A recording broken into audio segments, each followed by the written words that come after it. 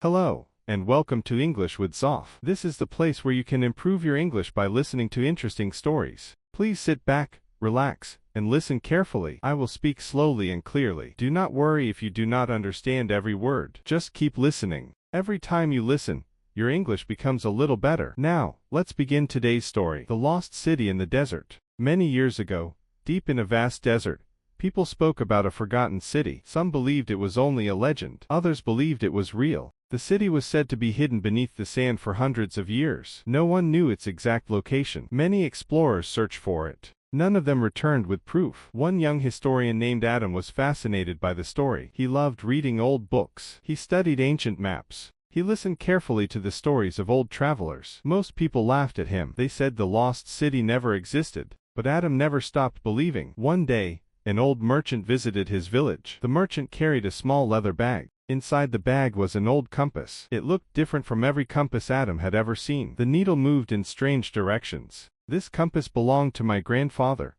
the merchant said. "He told me it points toward something that has been forgotten." Adam carefully held the compass. As soon as he touched it, the needle stopped moving. It pointed toward the west. The merchant smiled. "It has chosen you." The next morning, Adam packed his bag. He carried water, food, a notebook, and the mysterious compass. His journey had begun. He did not know what he would find, but deep inside his heart, he believed that every great discovery begins with one brave step. As the sun rose over the golden desert, Adam walked toward the unknown. Somewhere beyond the endless dunes, a secret was waiting for him.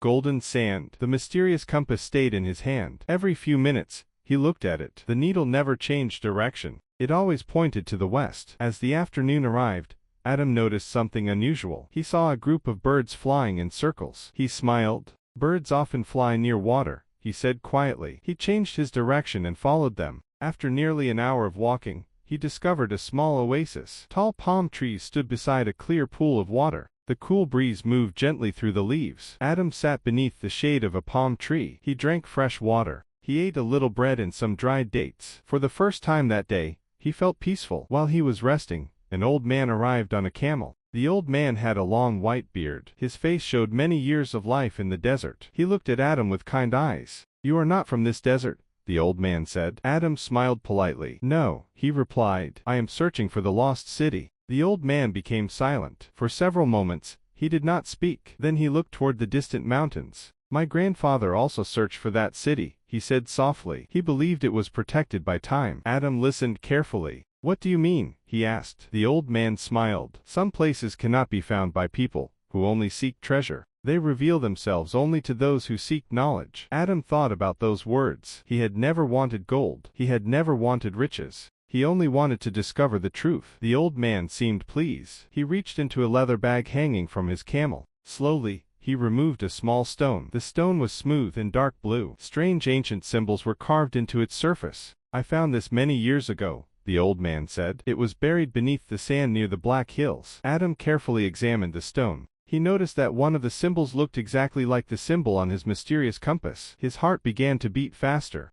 "This cannot be a coincidence," he whispered. The old man nodded. "I believe your journey has only just begun." As the sun slowly disappeared behind the desert, the sky turned orange, pink, and deep purple. Adam thanked the old man for his kindness. Before leaving, the old man gave him one final piece of advice. "When darkness comes," he said, "watch the stars. They have guided travelers for thousands of years. Sometimes the sky tells a story that the earth has forgotten." That night, Adam built a small camp beside the oasis. He lit a tiny fire. The desert became silent once again. Above him, millions of stars filled the night sky. Adam opened his notebook. He drew the strange symbols from the blue stone. Then he looked at the compass. To his surprise, the needle began to move. Slowly, very slowly, it turned away from the west. It pointed toward a distant mountain that had not been there before.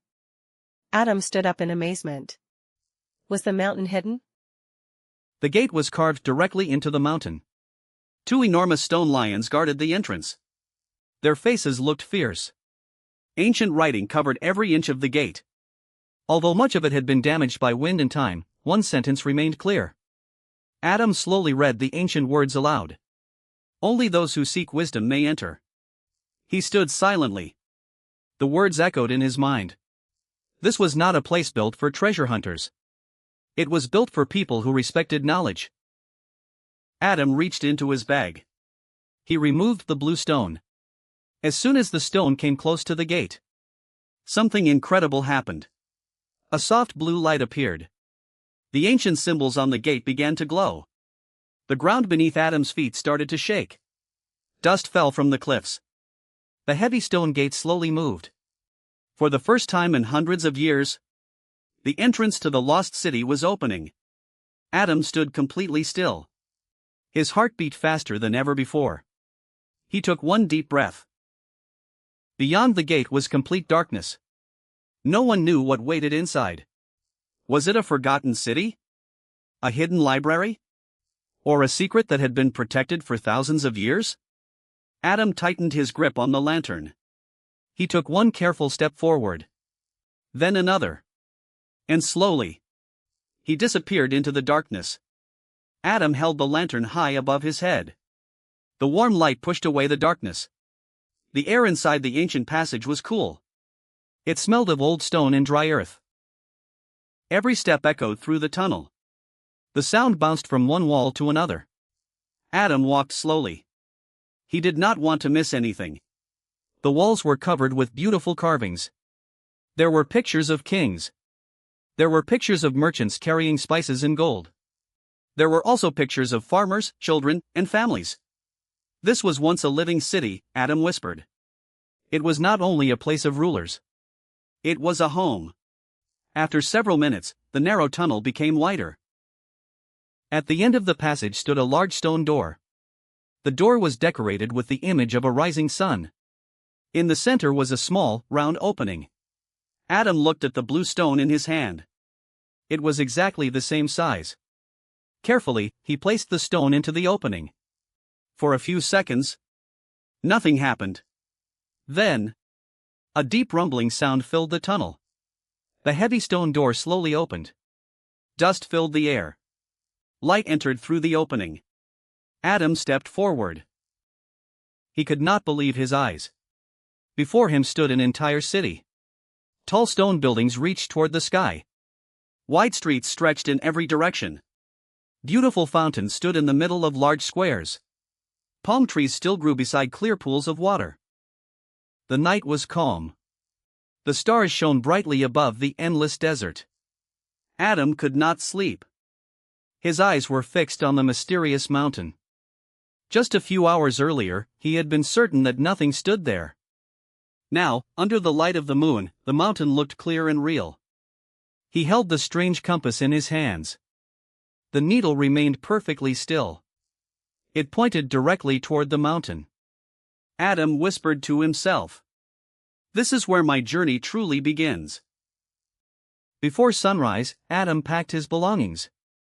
He put the ancient blue stone into his leather bag. He carefully folded his notebook. Then he climbed onto his camel. The cool morning air filled his lungs. The desert was peaceful. Only the sound of the camel's footsteps broke the silence. For several hours, Adam traveled toward the mountain. As he came closer, he noticed something unusual. The rocks were different. Most rocks in the desert were yellow or brown. These rocks were black. They shone like glass when the sunlight touched them. Adam had never seen anything like them before. He climbed down from his camel. He touched one of the stones. It felt strangely smooth. As he examined the rock, he noticed small carvings. They were almost invisible. Someone had carved ancient symbols into the stone many centuries ago. Adam compared them with the symbols in his notebook. His eyes grew wide. They are the same. His heart raced with excitement. Someone had been here long before him. Someone had left a message. He slowly followed the carved symbols from one rock to another. Each stone pointed in a different direction. Together, they formed a hidden path through the mountains. Without the symbols, no one would ever notice it. The entrance was perfectly hidden. Adam smiled. The map was never made of paper, he said. The mountains themselves are the map. As the afternoon sun became hotter, Adam continued walking through the narrow valley. The walls of the canyon grew taller. Soon, they blocked the wind. Everything became silent. No birds. No insects. No animals. Only silence. Suddenly, he heard a sound. Tap. Tap. Tap. Adam stopped walking. The sound stopped too. He looked behind him. Nothing. He continued walking. Again. Tap. Tap. Tap. This time, the footsteps sounded closer. Adam slowly turned around. Still. No one was there. His breathing became heavier. "Who's there?" he called. Only his echo answered him. Then, a small stone rolled down the cliff. Adam quickly looked up. For a brief second, he saw a dark figure standing on the rocks above him. The figure disappeared almost immediately. Adam rubbed his eyes. Did I imagine it? Or was someone watching him? He decided not to panic. Instead, he continued forward. A few minutes later, the narrow valley opened into a wide canyon. In the center stood a massive stone gate. It was unlike anything Adam had ever seen.